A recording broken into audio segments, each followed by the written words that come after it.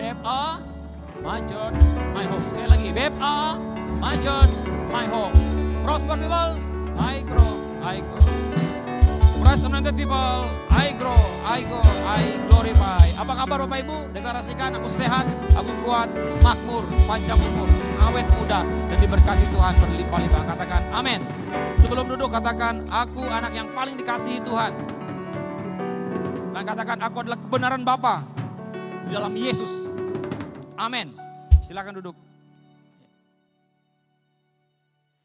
Ya, puji Tuhan, hari ini kita bisa beribadah yang kedua kembali. Ya, bersyukur pada Tuhan Yesus, Bapak yang baik, yang mengasihi kita. Terima kasih juga buat Bapak Gembala Senior, Pastor Agung Takariana, yang sudah memberikan kesempatan bagi saya untuk berbagi rema, firman, tuntunan bagi kita di tempat ini pada hari ini. Saya percaya kita pulang dari tempat ini, kita akan hidup dalam suatu kesadaran akan janji Tuhan bahwa Dia menyertai kita senantiasa sampai akhir zaman. Katakan amin. Baik Bapak Ibu, kita mau melihat firman Tuhan dalam kitab Yesaya 7 ayat 14. Terjemahan FAYH ada? Ya. Baik, kita baca sama-sama 1, 2, 3. Baiklah, Tuhan sendiri akan memberikan tanda-tandanya kepadamu. Seorang anak laki-laki akan lahir dari seorang anak darah, dan ia akan disebut Immanuel, artinya Allah beserta kita. Kita buka lagi Matius pasal 1 ayat yang ke-23 ya. Sama-sama kita baca 1, 2, 3. Sesungguhnya anak darah itu akan mengandung dan melahirkan seorang anak laki-laki, dan mereka akan menamakan dia Immanuel, yang berarti Allah menyertai kita. Katakan amin. Bapak Ibu, saudara sekalian, penyertaan Tuhan itu suatu hal yang penting harus kita sadari. Sekarang masalahnya dalam kehidupan kita ini adalah masalahnya bukan terletak pada disertai Tuhan atau tidak, tapi masalahnya adalah kita menyadari atau tidak. Ya. Kita mempunyai kesadaran atau tidak bahwa kita ini disertai Tuhan atau tidak disertai Tuhan. Nah, tapi kabar baiknya bahwa kita ini adalah orang-orang yang disertai Tuhan. Amin. Saya tahu Bapak Ibu Saudara sekalian hari ini mungkin sudah menyadari akan penyertaan Tuhan. Tetapi hari ini saya mau membawa saudara untuk mempertebal kembali suatu kesadaran saudara, pengertian saudara akan penyertaan Tuhan adalah penyertaan yang sungguh-sungguh permanen. Penyertaan Tuhan setelah Yesus Kristus bangkit dari kematian dan dia berjanji akan memberikan penghibur yaitu Roh Kudus. Penyertaan yang dia lakukan adalah penyertaan yang berbeda dengan penyertaan yang dia lakukan saat di perjanjian lama sebelum dia datang ke dalam dunia ini. Berbeda. Penyertaan Tuhan di perjanjian lama kadang Tuhan bisa meninggalkan umatnya. Kadang Tuhan bisa meninggalkan siapa nabinya atau siapa. Dia bisa tinggalkan. Kadang dia bisa datang, kadang dia bisa tinggal. Kadang dia seperti ada, kadang dia seperti tidak ada. Nah, saya nanti akan jelaskan kenapa itu bisa terjadi. Tapi kenapa saat ini penyertaan Tuhan adalah penyertaan yang sungguh-sungguh permanen. Coba kita lihat ayatnya dalam janjinya ketika dia bangkit dari kematian dalam Matius pasal yang ke-28. Saya belum sebut ayatnya, ini sudah tahu. Operator sudah tahu. Mantap. Karena sudah ayat dari pagi ya. Oke. Yuk baca sama-sama. 1, 2, 3. Karena itu pergilah, jadikanlah semua bangsa muridku. Dan baptislah mereka dalam nama Bapa dan Anak dan Roh Kudus. Ayat 20. Dan ajarlah mereka melakukan segala sesuatu yang telah kuperintahkan kepadamu. Dan ketahuilah. Keras-keras. 1, 2, 3. Aku menyertai kamu senantiasa sampai kepada akhir zaman. Hafal semuanya mungkin. Ya, saya juga hafal. Ya, ayat ini, tahu ayat ini. Ya, sejak lama kita udah tahu ayat ini bahwa Tuhan mengatakan, aku menyertai kamu senantiasa sampai kepada akhir zaman. Cuma apakah betul kita menyadari adanya penyertaan Tuhan dalam kehidupan kita? Bukankah seringkali kita protes Bukankah seringkali orang bertanya, Tuhan, wahai kau, mana kamu? Seperti rasanya perjalanan kita, sepertinya Tuhan jauh. Sepertinya Tuhan tidak ada. Sepertinya Tuhan tidak menyertai, sepertinya Tuhan tidak menolong.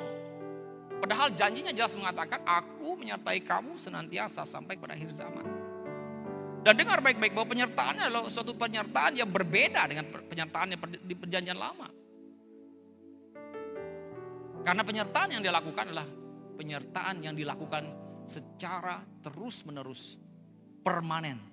Dan penyertaan yang dilakukan dalam kehidupan saudara dan saya bukan karena apa yang engkau lakukan, tetapi karena apa yang sudah dia lakukan bagi saudara dan saya. Kita mau lihat dalam dalam Keluaran 33, ya, terjemahan EPYH-nya, bahwa betapa pentingnya penyertaan Tuhan. Keluaran 33 ayat yang ke-15.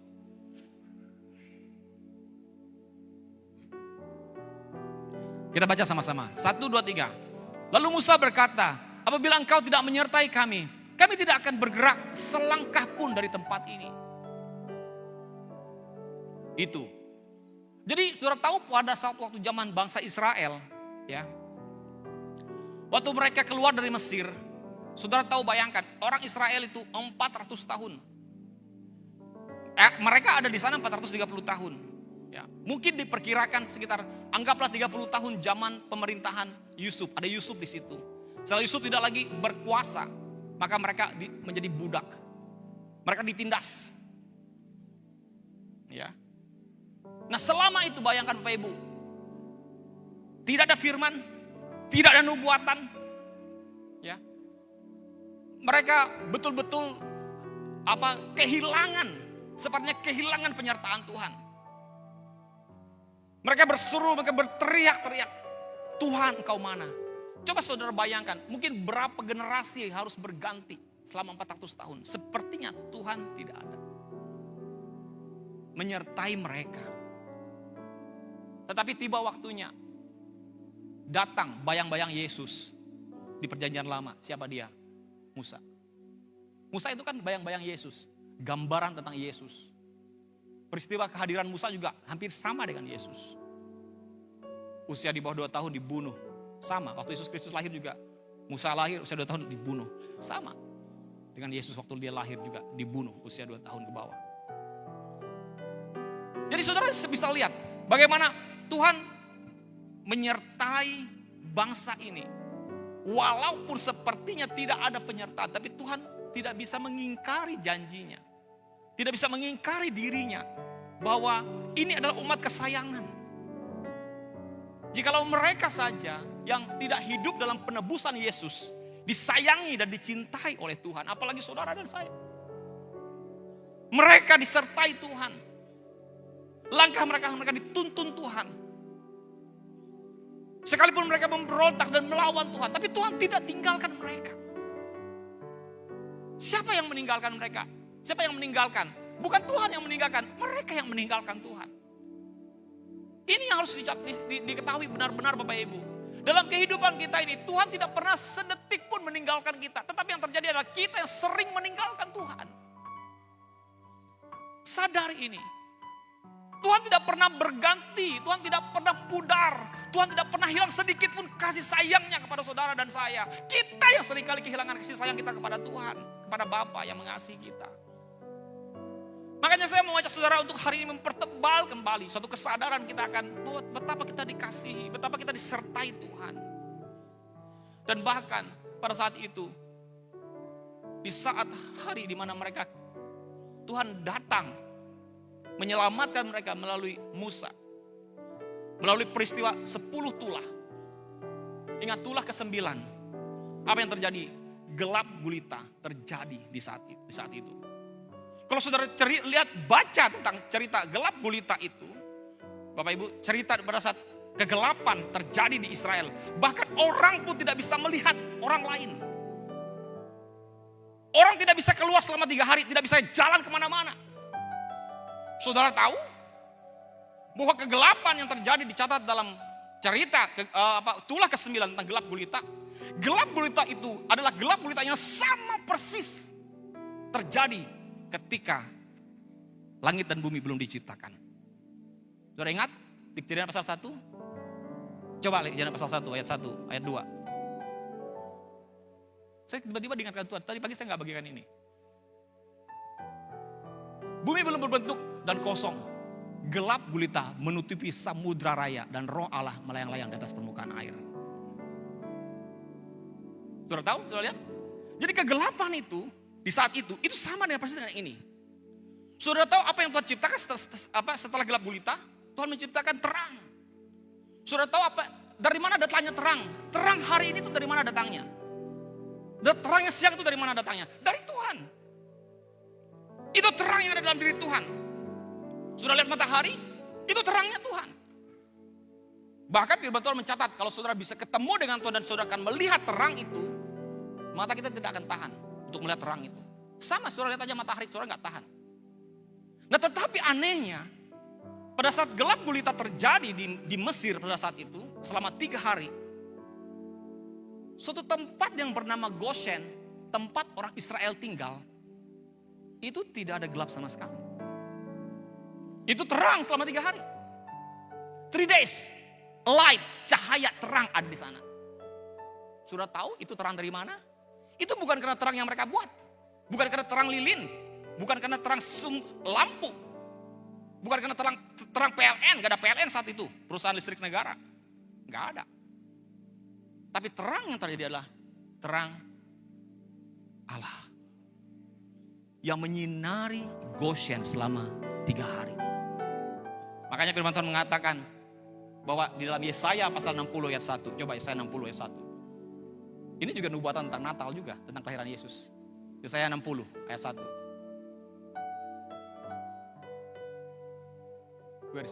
Bangkitlah, menjadi teranglah sebab terangmu datang dan kemuliaan Tuhan terbit atasmu. Ayat 2. Sebab sesungguhnya kegelapan menutupi bumi dan kegelapan menutupi bangsa-bangsa, tetapi terang Tuhan terbit atasmu dan kemuliaannya menjadi nyata atasmu. Ini nubuatan tentang datangnya terang. Siapa itu? Yesus. Kalau saudara baca lagi bahwa terang itu adalah terang yang dikatakan dia tinggal diam dalam diri saudara dan dia menerangi hidupmu selama-lamanya. Halo Bapak Ibu, amin. Jadi kita hidup terus dalam suatu kesadaran akan penyertaan Tuhan, bahwa dia menyertai bangsa ini, dia menyertai bangsa Israel keluar dari Mesir. 40 tahun mereka ada di sana, walaupun mereka harus berputar-putar. Kalau bahasa orang Dayak sini bilang lulang luli Bapak Ibu. Lulang luli sana, balik lagi, lulang luli. 40 tahun, situ-situ aja.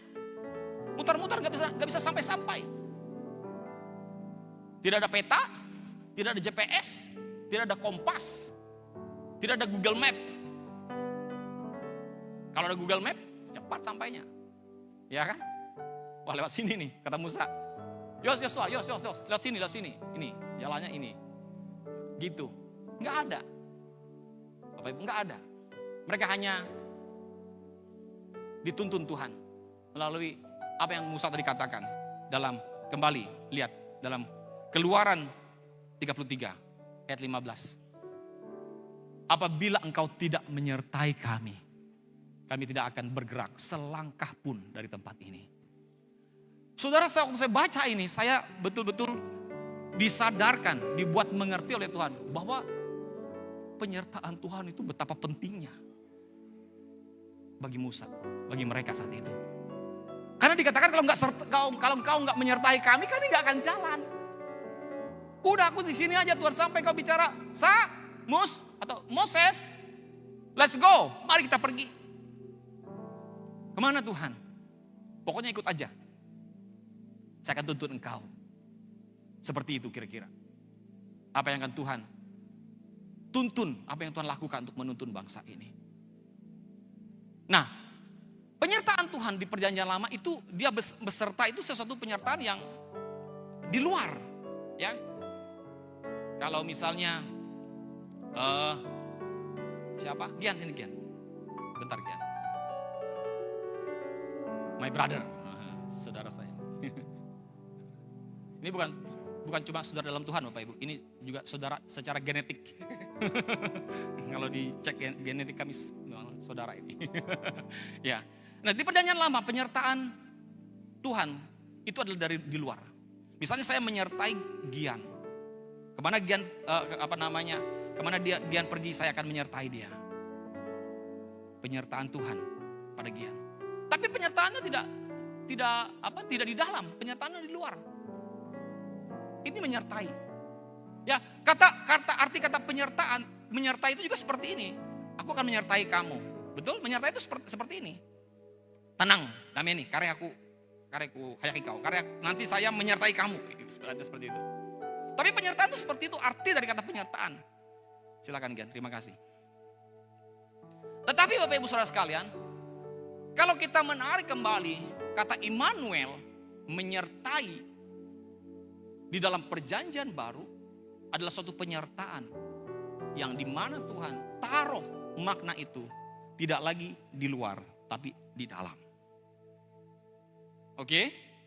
Dari mana kita bisa lihat? Kita lihat ayatnya dalam Yohanes pasal 14.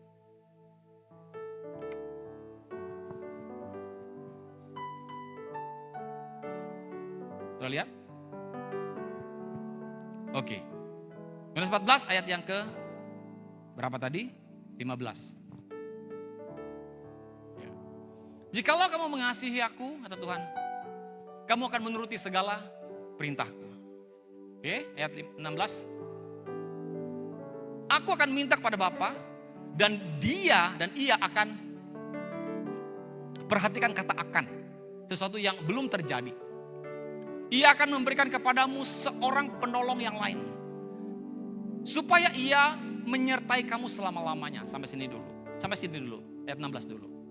Perhatikan kata akan. Kenapa dia bilang akan? Karena penolong itu belum datang. Penolong itu datang, sudah tahu, ketika dia bangkit dari kematian. 40 hari kemudian dia bangkit. Terus terjadilah Pentakosta di loteng Yerusalem. Di mana roh Tuhan dicurahkan, hadir. Nah, di sana bentuk penyertaan Tuhan itu berbeda. Detik itu penyertaan Tuhan tidak lagi menyertai di luar, tapi menyertai di dalam. Perhatikan kalimat ini. Aku akan minta kepada Bapa dan ia akan memberikan kepadamu seorang penolong yang lain supaya ia menyertai kamu selama-lamanya. Perhatikan kata menyertai kamu selama-lamanya. Yuk sama-sama dengan saya katakan, menyertai aku selama-lamanya. Sekali lagi katakan, menyertai aku selama-lamanya. Ayat 17. Yaitu roh kebenaran. Dunia tidak dapat menerima dia. Sebab dunia tidak melihat dia. Dan tidak mengenal dia. Tetapi kamu mengenal dia.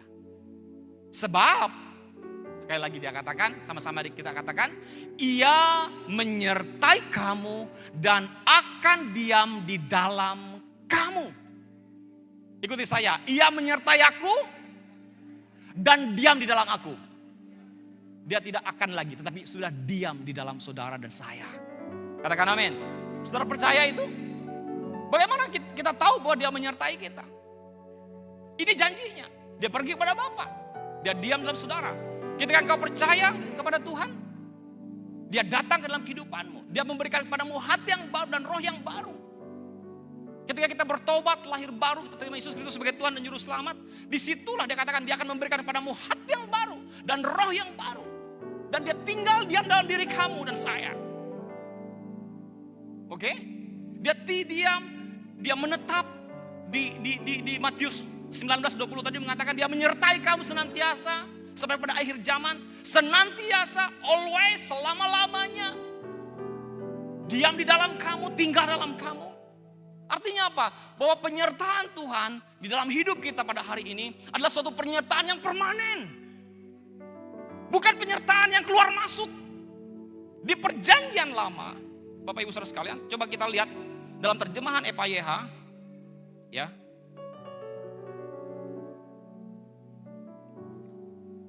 Bahwa roh Tuhan 1 Samuel pasal yang ke-16 ayat yang ke coba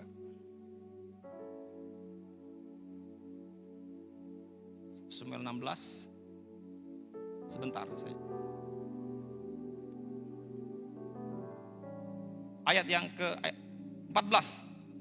Yang terjemahan EPYH. 1 Samuel 16 ayat 14. Coba EPYH-nya. Kita tunggu saja terjemahan EPYH. Lama kah carinya? Bentar? Oke. Saya bacakan saja ya. Terjemahan EPYH menjelaskan seperti ini. Adapun Saul telah ditinggalkan oleh roh Tuhan. Dan kini ia disiksa oleh roh jahat. Ini bukan EPYH, ini BMK. Ya. Roh Tuhan telah meninggalkan Saul. Ya. Dan Tuhan membiarkan roh jahat mengganggu Saul sehingga jiwanya tertekan dan ia selalu ketakutan. Sudah lihat itu depan. Roh Tuhan telah meninggalkan Saul. Pertanyaannya, kenapa di Perjanjian Lama roh Tuhan bisa meninggalkan manusia?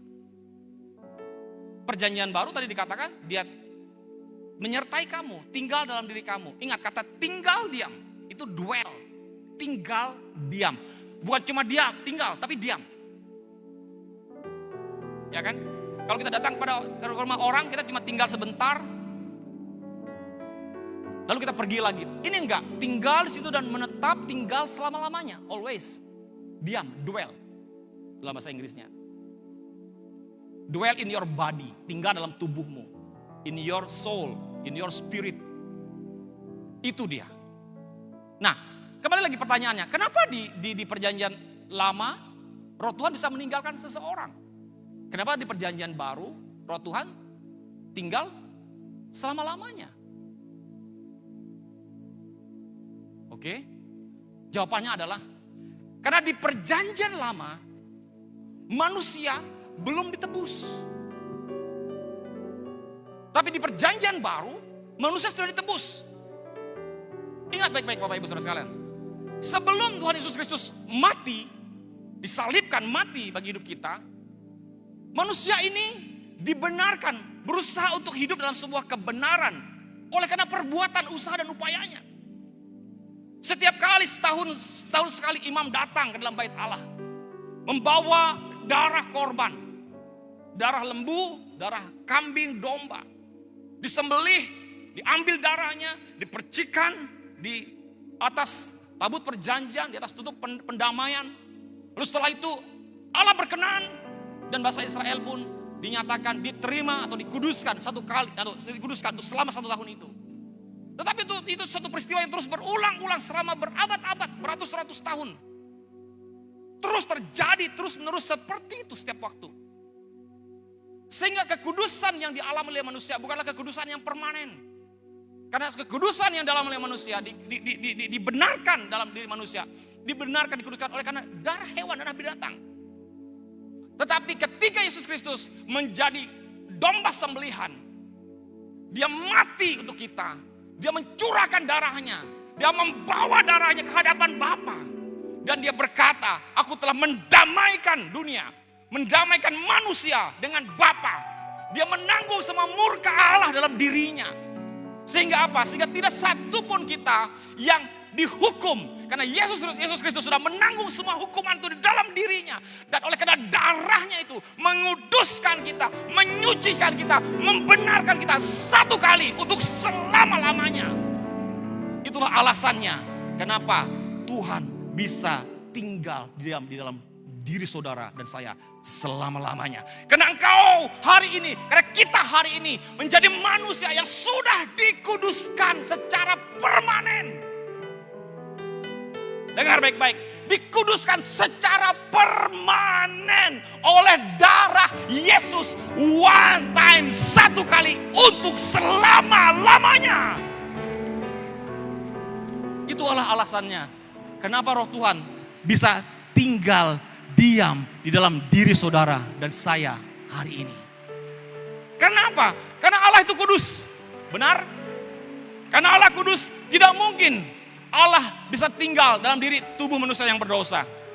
Itu alasannya. Kenapa Perjanjian Lama Tuhan tidak bisa menetap, tinggal permanen dalam diri manusia di Perjanjian Lama?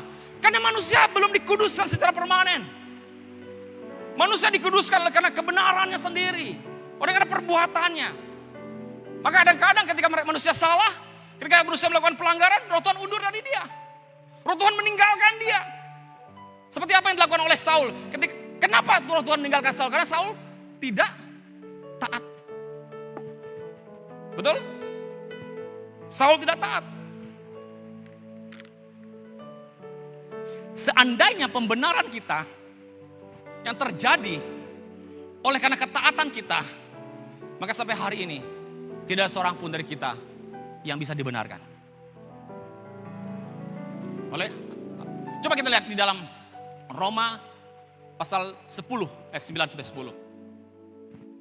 Sebab jika kamu mengaku dengan mulutmu bahwa Yesus adalah Tuhan dan percaya dalam hatimu bahwa Allah telah membangkitkan dia dari antara orang mati, maka kamu akan diselamatkan. Perhatikan kata, kamu diselamatkan oleh karena kamu percaya. Perhatikan, jika kamu mengaku dengan mulut. Jadi pengakuan mulut, percaya dalam hati, itu sesuatu yang sangat berkorelasi, berhubungan, sangat kuat. Ya, percaya apa yang kau katakan apa yang kau percaya. Bahwa mengaku dengan mulut, percaya dalam hati, kamu diselamatkan. Ayat 10. Ayat 10. Karena dengan hati orang percaya dan dibenarkan. Dan dengan mulut orang mengaku dan diselamatkan. Jadi pembenaran dan keselamatan kita peroleh melalui percaya dan mengaku. Coba kalau Tuhan mengatakan bahwa keselamatan itu diperoleh oleh karena ketaatan. Dengar baik-baik, tidak ada manusia yang selamat. Betul? Halo? Betul apa tidak? Siapa yang bisa taat hukum Tuhan? Siapa? Firman Tuhan mengatakan jika kamu bersalah atas satu hukum, maka kau akan bersalah kepada semua hukum itu. Betul? Enggak ada. Oke? Yohanes 3 ayat 16. Yohanes 3 ayat 16. Karena begitu besar kasih Allah akan dunia ini. Tutup mata coba. Saudara pasti hafal. Sehingga telah mengaruniakan anak yang tunggal. Supaya setiap orang yang percaya kepadanya tidak binasa, melainkan beroleh hidup yang kekal. Bagaimana cara memperoleh hidup yang kekal? Firman Tuhan kembali lagi mengatakan percaya. Betul? Bapak Ibu? Jadi kita bisa lihat bagaimana firman Tuhan, keselamatan diperoleh seseorang bukan karena apa yang dia lakukan, tetapi karena apa yang Tuhan Yesus lakukan, memberikannya kepada kita keselamatan. Kemudian selanjutnya percaya atas apa yang dia lakukan. Mengaku dengan mulut dan percaya dalam hati. Coba ayat 9 tadi. Bahwa Allah telah membangkitkan Yesus dari antara orang mati. Sebab jika kamu mengaku dengan mulutmu bahwa Yesus adalah Tuhan dan percaya dalam hatimu bahwa Allah telah membangkitkan Yesus dari antara orang mati, maka kamu akan diselamatkan. Begini Bapak Ibu, saya mau sampaikan pengertian tentang percaya. Percaya dan taat ada hubungannya. Kita akan mudah mentaati orang yang kita percaya. Betul? Saudara kalau ketemu orang baru, dia ngomong begini-begini, kita ragu, benar apa enggak ya? Tapi kalau kita percaya pada orang itu, orang sudah lama, kita memang track recordnya, reputasinya memang trustworthy, orang yang dipercaya, kita akan mudah untuk mengikuti apa yang menjadi perintah-perintahnya. Kadang-kadang kita juga pejabat, pemimpin daerah juga, dia cuma janji-janji, kita kehilangan kepercayaan, waktu dia ngomong, kita akan susah juga mentaati apa yang dia katakan. Seorang ayah menyampaikan pada anaknya, "Nak, kamu jangan merokok." Sewaktu dia ngomong gitu, jangan merokok, ayahnya sedang merokok. Dalam hati anaknya, "Tera ya, ngomong kosong," kata anaknya. Suruh kita jangan merokok, dia juga lagi ngerokok. Betul? Kita akan susah mentaati ketika kita tidak percaya. Ada suatu cerita, ya. Saya tidak terlalu ingat secara komplit cerita ini, tetapi masih ada terlintas dalam ingatan saya. Ada seorang akrobat yang menyeberangi air terjun. Kalau tidak salah air terjun Niagara. Seutas tali dan dia memakai galah. Galah itu semacam kayu panjang gitu, dan dia untuk keseimbangan badannya. Dan dia tanpa pengaman dia menyeberang, dan dia sampai di seberang, dan dia disaksikan oleh banyak orang. Dan orang bertepuk tangan. Wah, hebat. Suka ya orang ya, disaksikan oleh banyak orang, wartawan, media, meliput semua kejadian itu. Oke, terus dia bertanya, kalian percaya tidak? Yakin tidak? Saya akan bisa kembali lagi menyeberang ke sana. Percaya. Ini kadang-kadang gini, saya menyampaikan ini, kadang kita hanya mengucapkan kata percaya. Tapi sebetulnya kata itu tidak connect kepada hati, kepada kesungguhan hati kita. Makanya saya akan sampaikan bahwa ada hubungannya percaya itu dengan ketaatan. Ya, percaya. Terus dia lanjutkan pertanyaan, siapa yang mau ikut saya gendong, berani untuk menyeberang ke sana dan percaya bahwa kita akan aman. Tidak ada yang mau. Kira-kira kalau kita ada di situ, saudara ada di situ, saudara pasti akan terpilih, akan terhitung sebagai orang yang tidak mau untuk digendong oleh Bapak ini. Betul? Bujur? Bujur. Bujuran. Oke? Tetapi dari antara kerumunan orang itu ada seorang anak yang menyeruak keluar dari kerumunan itu dan mengatakan, saya mau. Orang kaget, ada anak yang mau dan memberikan dirinya untuk mau digendong oleh Bapak itu. Oke, dia pakai alat, dia cerita dia pakai alat, dia gendong dan dia pasang dan mereka jalan dan akhirnya sampai ke seberang dan orang bertepuk tangan. Tadi tepuk tangan yang kedua ini begitu riuh, begitu ramai daripada tepuk tangan yang pertama. Media meliput, penasaran dengan anak ini, bertanya kepadanya, kenapa kamu berani sekali untuk menyeberang mengikuti Bapak ini? Dia jawab singkat, karena dia adalah papa saya. Because he is my father. Kenapa anak ini mau mengikuti perintah itu? Karena dia percaya kepada papanya. Bahwa papanya mampu menyelamatkan dia, menolong dia, dan tidak akan mencelakakan dia. Ini suatu ilustrasi yang sangat powerful, kuat sekali bagi hidup saya. Bahwa begitulah Tuhan. Karena begini, ketika kita percaya, maka kita akan mudah untuk mengikuti perintah.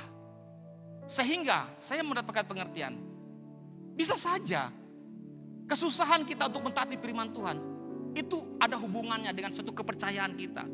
Kekurang percayaan kita kepada janji Allah, kepada Tuhan. Sehingga semakin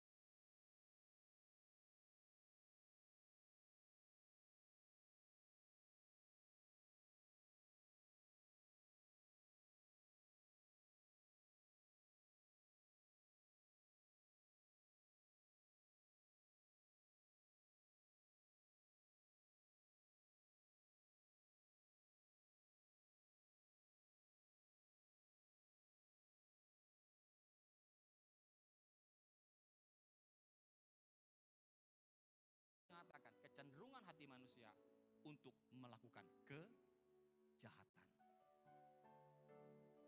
Puji Tuhan kepada Yesus Kristus yang sudah menebus kita dari setiap perbuatan jahat kita. Katakan amin. Amin. Jadi saudara paham ini? Amin. Saudara apakah sesuatu Bapak Ibu? Ibrani 13 ayat 5. Ibrani 13 ayat yang kelima.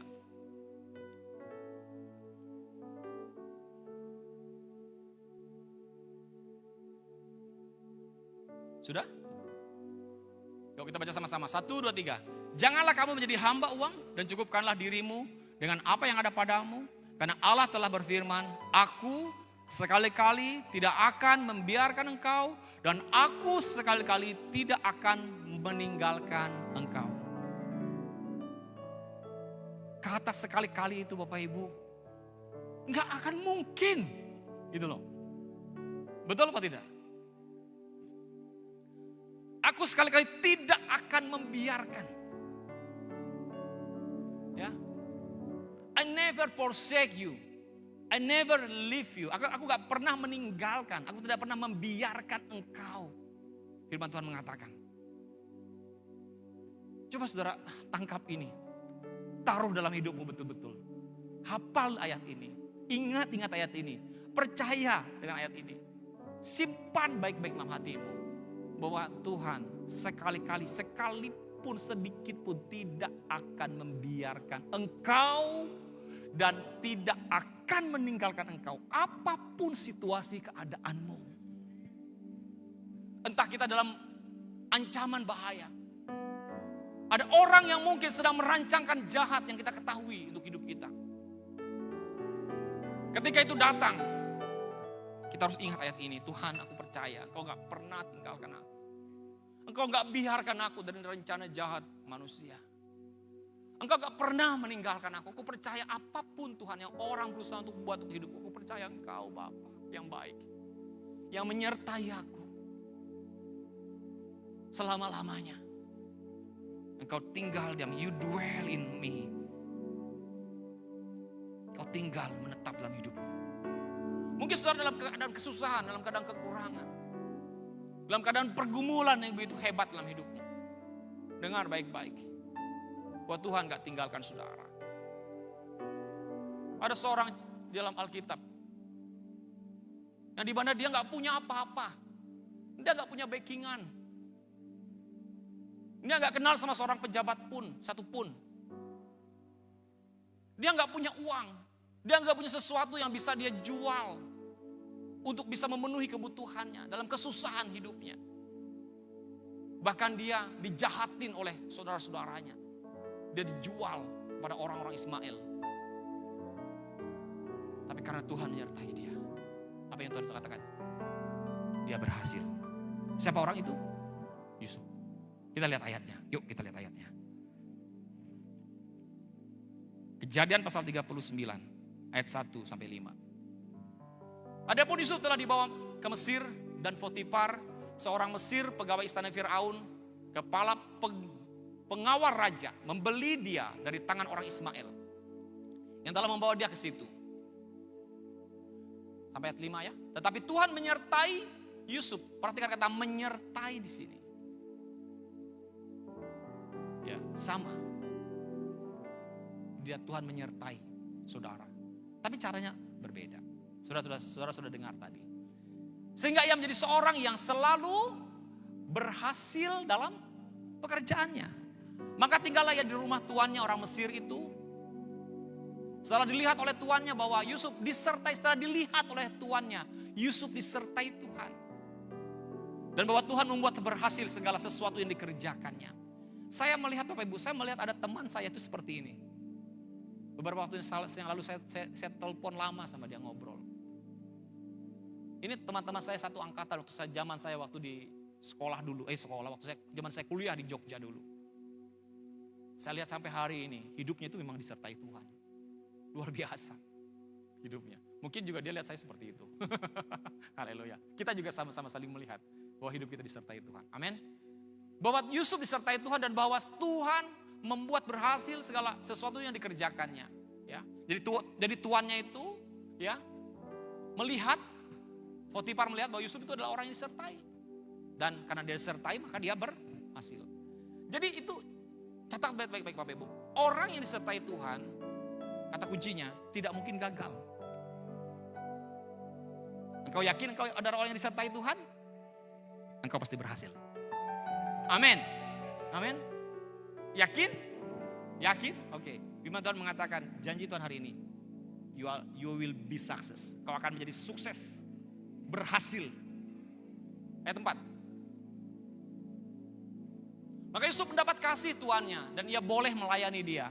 Kepada Yusuf diberikannya kuasa atas rumahnya Dan segala miliknya diserahkannya kepada kekuasaan Yusuf. 5. Sejak ia memberikan kuasa dalam rumahnya dan atas segala miliknya kepada Yusuf, Tuhan memberkati rumah orang Mesir itu. Karena Yusuf. Perhatikan Bapak Ibu. Karena ada Yusuf, orang pun diberkati. Karena ada saudara, tempat kerja saudara diberkati. Amin. Karena ada saudara, ya, engkau diberkati. Saya percaya Bapak Ibu, waktu saya dulu bertobat lahir baru pertama kali, saya sangat yakin. Karena saya sungguh-sungguh pada Tuhan. Papa mama saya diberkati Tuhan. Amin. Karena ada saudara dimanapun saudara berada, engkau akan diberkati. Saya zaman sampai sekarang saya masih lihat itu Bapak Ibu. Fenomena itu. Kalau saya pergi ke suatu tempat makan atau tempat orang jualan, saya masuk ke situ, saya belanja, pasti ada orang akan datang banyak di belakang saya. Saya pernah waktu malam di Jogja, kami lagi penginjilan ke Malioboro. Wah, susah kan. Saya dulu gila nginjil Bapak Ibu, zaman saya mahasiswa. Tiap hari otak saya itu cuma nginjil, ketemu orang itu nggak ada lain, hanya berita Yesus. Gak ada handphone, lu pakai Alkitab, buka buku. Tas saya berat kemana-mana, tenteng Alkitab dalamnya. Saya malam jalan sama satu orang teman berdua. Kami nginjili banci-banci di Malioboro. Paha saya dipegang-pegang. Nah, kami dirayu-rayu oleh banci-banci itu, gak apa-apa. Saya tahan aja, saya gak masalah. Saya beritakan firman Tuhan. Saudara tahu ujung-ujungnya apa? Lahir baru. Saya doakan dalam nama Yesus, terima Yesus, lahir baru. Udah kami tinggalkan, yang penting orang lahir baru gitu aja pikiran dulu. Setelah itu kami udah habis injili banci-banci gitu. Kami duduk di angkringan di Malioboro situ. Kita berdua sama teman, kita makan karena udah pagi Bapak Ibu, udah sampai sekitar jam 2 pagi. Kami start malam jam 10 karena memang dunia malam yang kami sasar gitu. Kami nongkrong di angkringan, kami makan, kami minum, pesan. Bapak Ibu itu udah malam. Itu banyak orang datang. Itu angkringan itu. Penuh itu, kursi-kursinya gak cukup orang pada berdiri. Gara-gara kami berdua itu. Saya yakin. Ini kita ini diberkati Tuhan. Dan Tuhan ini membuat orang ini diberkati. Dilihat orang banyak. Saya bilang sama teman. Seperti itu Bapak Ibu. Iya. Jadi angkringan itu malam itu laris. Banyak orang belanja saat itu. Luar biasa. Begitu Bapak Ibu. Amin. Jadi kita disertai Tuhan, bahkan dikatakan firman Tuhan sehingga berkat Tuhan ada atas segala milik Potifar, baik yang di rumah maupun yang di ladang. Kita lanjut lagi. Di ayat yang ke 20 sampai 23. Ada masalah, istri Potifar mulai ganggu Yusuf. Ayat 20. Ayat 20 mana? Lalu Yusuf ditangkap oleh tuannya dan dimasukkan ke dalam penjara. Tempat tahanan-tahanan raja dikurung. Demikianlah Yusuf dipenjarakan di sana. 21. Tetapi Tuhan menyertai Yusuf dan melimpahkan kasih setianya kepadanya. Yusuf tadi mendapatkan kasih daripada tuannya. Sekarang Yusuf mendapatkan kasih setia lagi oleh kepala penjara. Yusuf dan membuat Yusuf menjadi kesayangan bagi kepala penjara itu. Kenapa? Karena Tuhan menyertai Yusuf. Ayat 22. Sebab itu kepala penjara mempercayakan semua tahanan dalam penjara itu pada Yusuf. Dan segala pekerjaan yang harus dilakukan di situ, dialah yang mengurusnya. Ayat 23, sama-sama. 1, 2, 3. Dan kepala penjara tidak mencampuri segala yang dipercayakannya kepada Yusuf. Karena Tuhan menyertai dia dan apa yang dikerjakannya dibuat Tuhan berhasil. Katakan amin. Amin. Gini Bapak Ibu, coba saudara bayangkan, coba saudara renungkan. Yusuf saja yang tadi saya katakan jelaskan di awal, ya, disertai Tuhan dengan cara yang tadi saya jelaskan. Ya kadang Tuhan bisa pergi meninggalkan manusia, itu berhasil. Apalagi saudara dan saya. Yang dimana Tuhan menyertai hidupmu bukan lagi di luar, tapi dwell in you. Tinggal dalam dirimu.